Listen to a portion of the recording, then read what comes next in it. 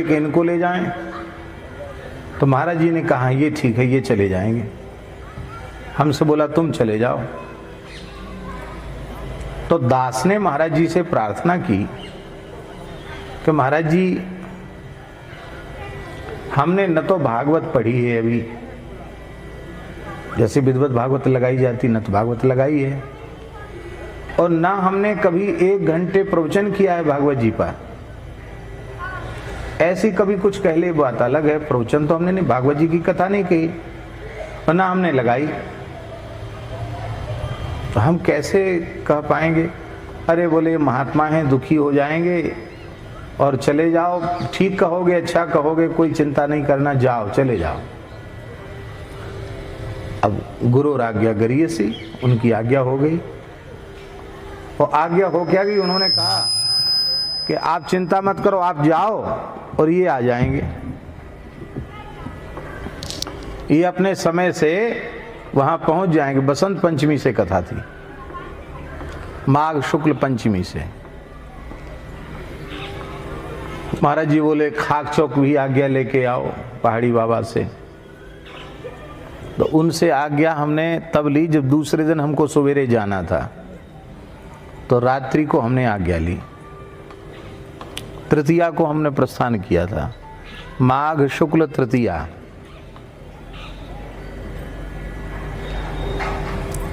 तो द्वितीया को शाम को हमने महाराज जी से पूछा, पहाड़ी बाबा महाराज से, महाराज जी ऐसे ऐसे महाराज जी की आज्ञा हुई है, जयपुर एक कथा के लिए जाना है, आप आज्ञा दें। तो बड़े सिद्ध पुरुष, बड़े फक्कड़ महापुरुष थे।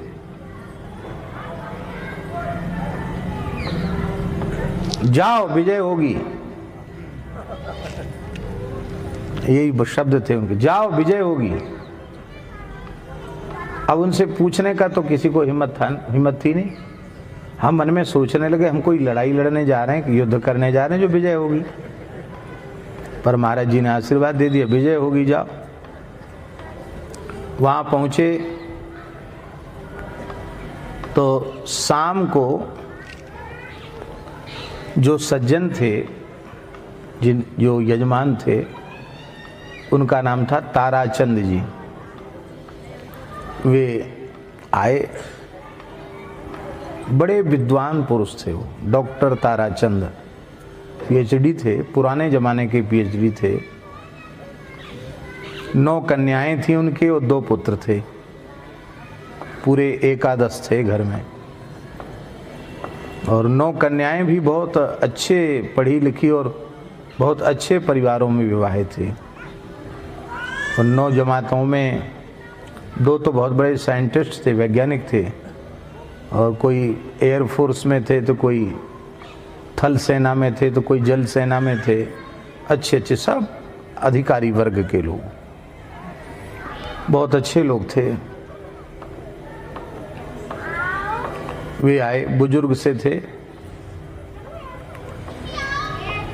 आकर के उन्होंने कहा कि हम तो सुन रहे थे कि कोई बूढ़े महात्मा हैं, वो कथा करने हैं, तो बालक आया। और 1993 में हमारी ये दाढ़ी मूछ भी नहीं बढ़िया से आई थी, नेक नेक रेखा रही होगी।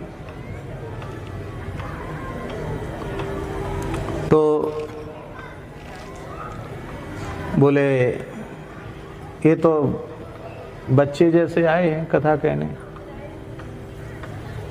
तो हरिदास जी बोले करीब विद्वान हैं, पढ़े लिखे हैं, हमारे गुरुजी, हमने पढ़ा है इनसे, बहुत अच्छी कथा कहेंगे। उन्होंने कहा कथा तो कहेंगे, मेरे सामने बोला है, कथा तो करेंगे, पर हमसे बोला महाराज ये कथा जो है ना वो प्रेतों के उपद्रव की शांति के लिए है। मैं भूत प्रेत बाधा में विश्वास नहीं करता था, लेकिन मेरी हवेली में इतना भारी उपद्रव है भूतों का कि दुनिया के प्रसिद्ध बड़े बड़े तंत्र मंत्र वाले आकर के अपने प्राण बचा के भागे। और हम लोग भी हवेली में नहीं रहते, हम लोग भी किराए से मकान लेकर रहते हैं। हमारी छपाई की मशीन जो कई टन वजन की, उसको प्रेतों ने उलट दिया, मेरे एक लड़के को मार डाला और मेरे कुछ जमाई ऐसे हैं जो फोर्स में अधिकारी हैं, एयर फोर्स वगैरह में, वो नहीं मानते थे। वो रात्रि को वहाँ रहे तो उनको भी उठाकर पटक दिया और उनके भी प्राण जैसे तैसे बचे। और कौन सी मनोहर कहानियाँ, सत्य कहानियाँ, इन सब में हमारे हवेली के किस्से छप चुके हैं। काम धंधा भी हमारा बंद है और एक दिन है, जयपुर बड़ा शहर है, सामान सब हम खरीद लेंगे।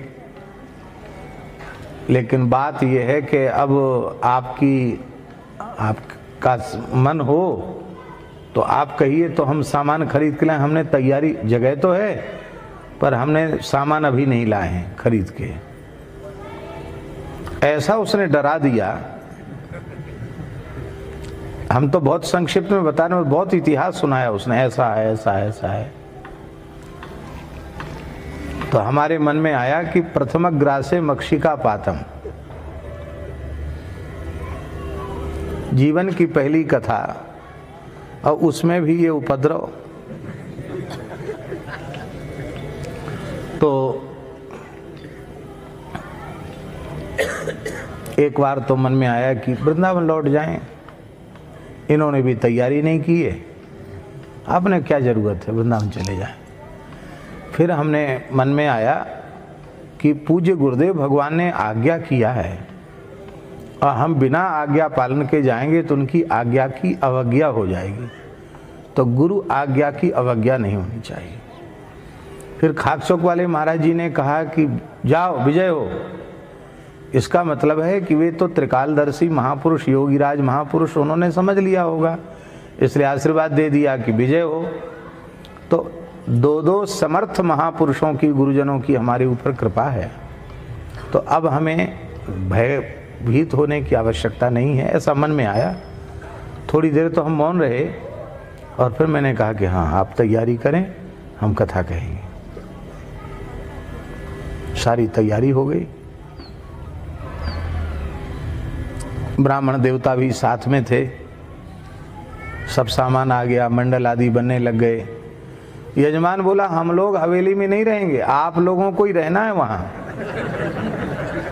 और कथा के समय हम लोग आएंगे, केवल पूजन के कथा के समय, फिर हम चले जाएंगे। वहाँ रात में कोई नहीं रहेगा, आप लोग रहेंगे। ऐसा यजमान। तो हमने साथ वाले ब्राह्मणों से प्रार्थना की कि देखो, सकाम अनुष्ठान है और बाधा निवृत्ति के लिए अनुष्ठान है, इसलिए आप सब बहुत सावधान होकर अपने अपने जप आदि को बड़े विधि पूर्वक और सच्चाई पूर्वक आप लोग संपन्न करना और सदा पवित्र रहना। क्योंकि शरीर में किसी भी प्रकार की अशुद्धि आती है तभी अशुद्ध आत्माओं का उपद्रव शुरू होता है, उनका प्रवेश होता है। तो सदा पवित्र रहना। और वो लोग भी सब डर रहे थे। एक पंडित जी थे जो आज कर्मकांड कराने आए थे, वो तो कह रहे थे कि हम तो रात को ही जा रहे हैं। बोले हमें प्राण थोड़ी देने, हम तो घर जाके अपना शादी ब्याह नहीं हुआ था उसमें उनका, बोले हम तो घर जाके शादी ब्याह करेंगे, हमारा मरमरा गए तो बड़ा बुरा होगा। एक गृहस्थ ब्राह्मण थे, वो उधर जयपुर क्षेत्र के थे, वो तो रोने लग गए। बोले कहाँ से आके फंस गए यहाँ। देखो आप, भागने से कोई काम नहीं चलेगा, अब करो तैयारी। तो माघ शुक्ल चतुर्थी की बात है। सायंकालीन संध्योपासन करके, सर्दी का समय था, तो पैरों पर कंबल डाल करके हमारा जहाँ आसन था वहाँ हम टिक करके बैठ करके राम रक्षा स्तोत्र का पाठ कर रहे थे। संध्योपासन तो हो गया था। और ये राघवेंद्र दास जी और ये तो छोटे ही थे, सब लोग नीचे जा करके जहाँ कार्यक्रम स्थल था चौक में, तो वहाँ ये लोग सर्वतोभद्र मंडल आदि का निर्माण कर रहे थे। और भीतर भी ट्यूबलाइट जल रही, पूरी पत्थर की हवेली थी। और बाहर चौक में भी ट्यूबलाइट जल रही, दूसरी मंजिल पे थे हम क्यों? तीसरी मंजिल पे, तीसरी मंजिल पे हम थे। तो पहले तो बड़ी जोर की आवाज़ हुई, धम धम धम धम धम, जैसे कोई मकान बजा रहा हो। क्योंकि धम धम की आवाज़ कहाँ से आ रही है? आज सोच ही रहे थे तब तक कुछ अटपटी सी भयंकर सी आकृतियां ट्यूबलाइट के प्रकाश में, गिनती भी हम घबराहट में नहीं गिन पाए, लेकिन 10-15 तो होंगी अनुमान, पूरी जमात की जमात सामने दिखाई पड़ी। एक लड़का भी दिखाई पड़ा जो उनके ताराचंद जी के पुत्र से, जिसकी शकल सूरत मिल रही थी। तो मुझे स्मरण आया कि उन्होंने कहा मेरा लड़का भी इसी में मतलब अधोगति को चला गया है और वो भी इसी में है। तो पाठ कर रहे थे, लेकिन हम पाठ भूल गए, डर के मारे, डर से पाठ भूल गए। क्या पाठ कर रहे थे वही भूल गए। और माघ के महीना में शरीर में पसीना आ गया। कथा तो हम कह रहे हैं, लेकिन डर हर आदमी को लगता है। तो उन आकृतियों ने भीतर प्रवेश की कोशिश की, लेकिन पता नहीं किस अज्ञात शक्ति ने उनको भीतर जाने से रोका। ऐसे लगता था ऐसे ही हुआ, फिर ऐसे हो जाते हैं, जैसे कोई धक्का देता है ना, ऐसे 2-3 बार ऐसा हुआ। इसके बाद उनमें से एक आवाज आई, हम आपका कुछ नहीं बिगाड़ सकते, हमको यहां से जाना ही पड़ेगा। जब ये आवाज आई तो मैंने पूछा कौन हो? तो उन्होंने कहा कि हम लोग अधोगति को प्राप्त आत्माएं हैं। और कहाँ रहते हो? तो उन्होंने कहा यहाँ इस हवेली में नीचे तह खाना है, उसमें हम रहते हैं।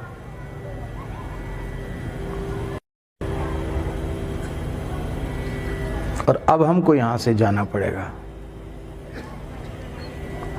बस इतनी बात सुनाई पड़ी और वो दृश्य मेरे सामने से हट गया। जब दृश्य हट गया तो हमको एकदम जैसे झक्की सी खुल जाती ना, क्या हो गया रे, कैसे ये सब हो गया? कल से कथा है, आज से उपद्रव शुरू हो गया भैया, अब क्या होगा? तो मन में आया कि यहाँ अकेले नहीं बैठना चाहिए, जहाँ सब लोग हों वहाँ चलना चाहिए। तो सीताराम सीताराम बोलते हुए हम तीसरी मंजिल से उतर के जहाँ ये लोग नीचे वाली मंजिल पे कर रहे थे वहाँ हम आ गए। तो इन लोगों ने, वो एक योगेंद्र जी थे पंडित जी, उन्होंने पूछा, ये योगेंद्र जी नहीं, दूसरे योगेंद्र जी सीतापुर वाले। तो उन योगेंद्र जी ने पूछा कि आचार्य जी जो थे कर्मकांड वाले, उन्होंने पूछा कि महाराज जी कैसे आ गए? तो हमने उनको कहा कि ऐसे ही संध्योपासन हो गया, वहाँ अकेले क्या करते, इसलिए आप लोगों के पास आ गए। क्योंकि हम बता देते कि अभी ये तमाशा हुआ है तो ये तो बीच में ही छोड़ के पहले ही भगने के लिए तैयार है, तो भग ही जाते। इसलिए हम उस बात को छिपा गए, बताया नहीं। सवेरे वह व्यक्ति आया, आयोजक। उस व्यक्ति ने कहा कि आप लोग रात्रि को ठीक से रहे? हाँ ठीक से रहे, कोई तकलीफ नहीं? कोई तकलीफ नहीं। बोले महाराज ये पहली घटना है इस उपद्रव शुरू होने के बाद कि एक रात्रि कोई मनुष्य इसमें रह पाया है, यहाँ कोई नहीं रह सकता था। आपको कुछ भी नहीं यहाँ दिखाई पड़ा। तो हमने कहा कि एक बात बताओ, यहाँ तहखाना है कोई? तो बोला तहखाने का रहस्य केवल मैं जानता हूँ और मेरा लड़का जानता, और कोई घर में नहीं जानता। ये पुरानी स्टेट के ज़माने की राजाशाही हवेली है, हमारे पिताजी ने खरीदी थी और हम लोग ठीक से इसमें रहे। पर हमको किसी ने बताया कि इसमें कुछ भीतर है। भीतर है का मतलब माल पानी। तो बस वो जैसे ही हमने खोदा है नीचे और उस तह खाने के खुदते ही ये उपद्रव शुरू हुआ। उसमें क्या था कि उसमें उनको कुछ मिल भी नहीं पाया। हुआ क्या कि राजाओं के ज़माने में कुछ लोगों को मतलब वो दंड में, मृत्यु दंड में मार करके डाल दिया गया होगा, वो सब अधोगति को थे, ऐसा था कुछ। तो ऐसा कुछ कर दिया होगा कि कोई बांध दिया होगा, कुछ कर दिया हो, जैसे ही वो खुला द्वार के घर में उपद्रव शुरू हो गया, ऐसा था। तो बोले महाराज आपने तह खाने की बात बताई, मैंने फिर पूरी घटना उसको सुनाई। बोले हाँ बिल्कुल सही है, और रो करके कहा कि अब हमें विश्वास है कि हमारा कष्ट दूर हो जाएगा। ठीक, अब वो कथा सुनने बैठे, संगीत तो था ही नहीं, सीधी सीधी कथा थी, 2 समय की कथा, 6 घंटे कथा कहनी थी। पाठ करने वाले मूल पाठ अलग कर रहे थे। तो मंगलाचरण तो हमको याद था, जन्माद्यस्य यतः, वो मंगलाचरण तो हमने कर दिया। इसके बाद बिल्कुल भूल गए कि अब प्यारे भाइयों बहनों क्या कहें, कुछ नहीं कहें। और इतने मतलब डर सा लगा कि हमको पसीना सा आ गया, अब क्या कहें, बाँच के सुनाएं क्या कहें। तो पहला अवसर था ना कथा का, उसके पहले कोई तैयारी नहीं, पढ़े ही नहीं भागवत जी। महाराज जी की कथा जरूर सुनी थी, वैसे कोई भागवत जी नहीं पढ़े थे। तो सहसा पूज्य सदगुरुदेव भगवान श्री भक्तमाली जी का ध्यान किया।